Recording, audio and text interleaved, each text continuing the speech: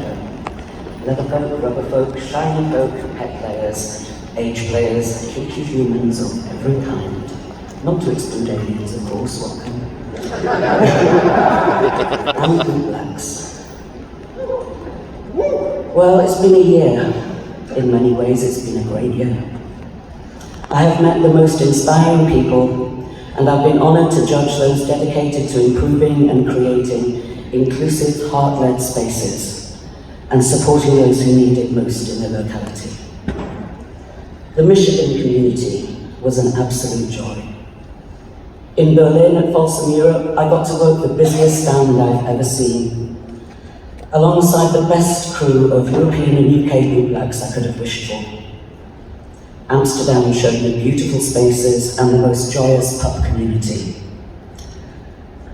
And over here in America, at Inselbili, I witnessed one of the most inclusive, transparent events that I've ever attended.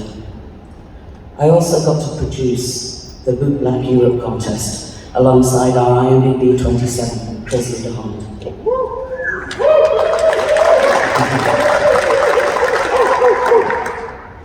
And the work doesn't stop, because in October this year, I will be producing the first ever UK Bootblack title contest.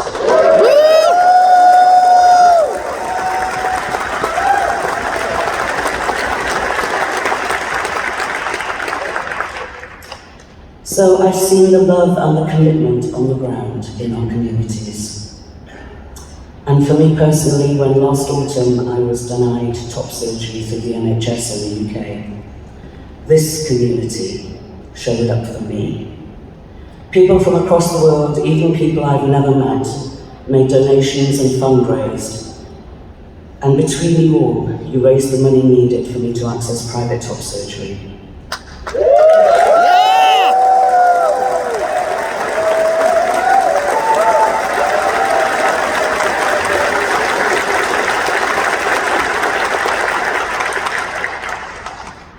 I have my surgery scheduled for the 13th of June.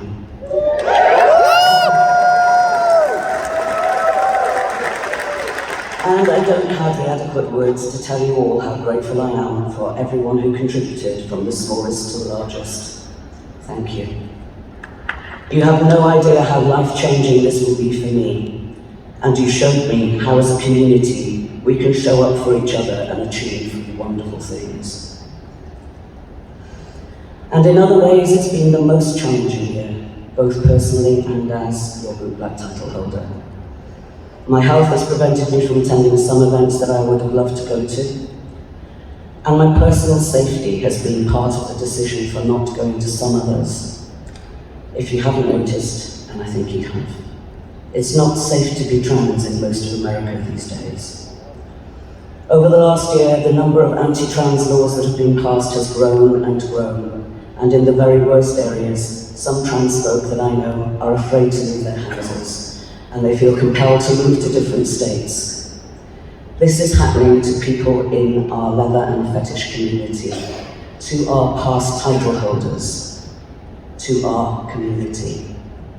So now is the time to reach out to the trans folk you know in our community and see how you can help. Our trans folk are not okay right now. It's also been a tough year as a title holder, in which the disparity between the treatment of International Mr. Bootblack and International Mr. Leather, and between trans and BIPOC and cis title holders, has been starkly apparent. It's great that competitions like IMBB are so inclusive, but it's also so very important that the inclusivity doesn't stop with the competition. The support contest producers offer title holders throughout their title year is just as important, and the treatment of title holders needs to be fair and equitable if IML is to demonstrate the integrity that is so central to our leather community.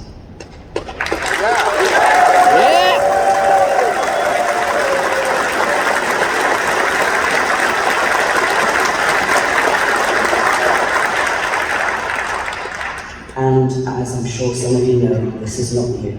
Many others in the past have protested the same injustice. So it's been a tough year for IML organisation too. I've been very aware for the last 5 months that I've been representing an organisation in the midst of change.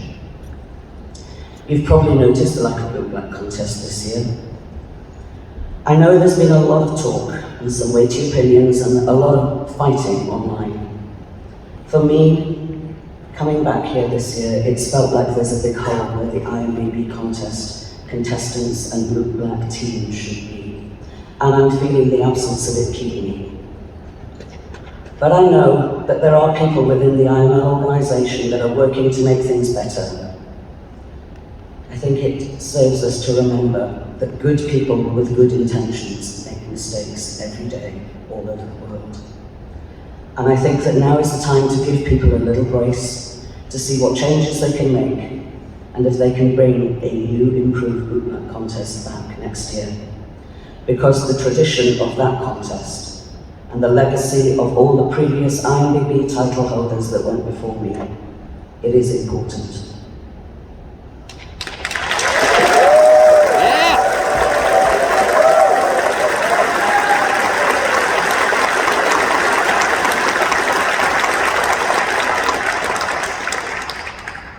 I met a man in a bar in Chicago on Wednesday. He came up to me and he said, "I wanted to come and meet you and congratulate you on your title year." So I said thank you, and as I shook his hand, I asked his name. "Harry," came the reply. And we carried on chatting. And then I asked, "And what do you do, Harry?" "Oh, I shine shoes," he said. And after a few minutes I realised I was talking to a man who said something a long time ago about why bootblacking belongs in leather. And the words Harry said were, "If we do not keep tradition in the formula of all our events, we will lose credibility."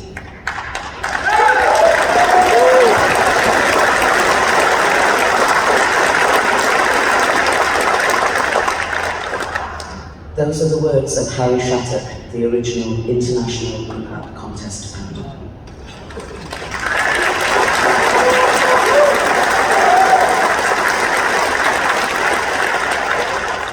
I'm just going to say that again. If we do not keep tradition in the formula of all our events, we will lose credibility. But as we know, tradition adapts. It changes to fit the changes in our community. So let me tell you a little about boot blacks and why we're an important part of our tradition. We're the keepers of your stories. When you sit in our chairs, whatever your relationship is with your boots, we hear where they've taken you and what they mean to you, and how they've carried you on good days and bad. We hear the stories of your leather journey and the stories of your lives, and we bear witness. And we give that service in leather pride. And as Laura Antonio puts it in her book, The Killer Wore Leather, and if you don't know Laura Antonio's work, look her up, it's definitely worth it. Laura understands the boot blacks. Laura's words: "Nothing makes someone look as sharp and as clean as a polished pair of boots. When we work, we're improving not only their look, but how they project themselves. Leather care is a forgotten side of the leather culture. People just go out and buy their stuff and they put it on, and when they take it off, they throw it in the corner like a pair of jeans. They don't know how to take care of it, how to repair it, to clean it, to keep it looking good. We're the ones who do that and teach it. We're the real leather in the global leather title."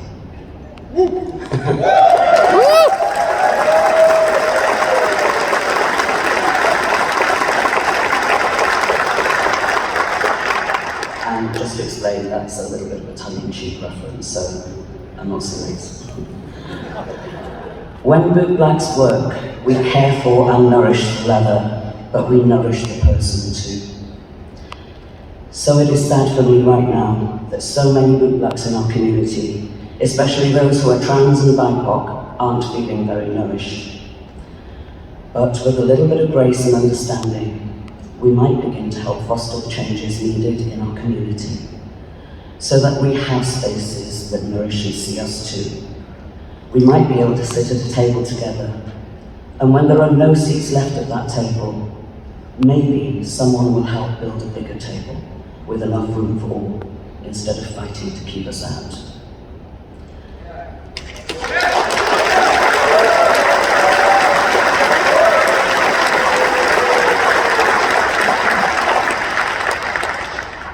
I can and I do feel jaded about some of my title gear. But when it comes down to it, I'm also a believer in the human spirit striving to be better. So I've got to have faith in us as a community. I've got to have faith that we can be better, do better, talk, listen, understand, and respect each other. I've got to have faith.